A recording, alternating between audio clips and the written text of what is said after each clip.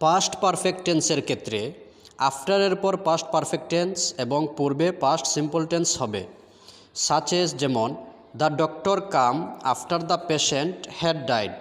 এখানে আফটারের পর রয়েছে দ্য পেশেন্ট সাবজেক্ট, তারপর হ্যাড ডাইড দিয়া পাস্ট পারফেক্ট টেন্স বোঝায়।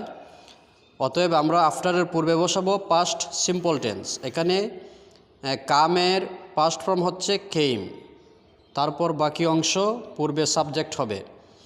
ইহার অর্থ হচ্ছে the doctor came after the patient had died. রুগীটি মারার পর ডাক্তার এসেছিল। We reach after the meeting had started. এখানে আফটারের পর রয়েছে the meeting subject, had started মানে পাস্ট পারফেক্ট টেন্স। অতএব আফটারের পূর্বে হবে পাস্ট ইনডিফিনিট টেন্স। এখানে সাবজেক্ট উই লেখার পর রিচের পাস্ট ফর্ম দিতে হবে রিচড। আমরা পৌঁছেছিলাম মিটিং শুরু হওয়ার পর। ধন্যবাদ সবাইকে।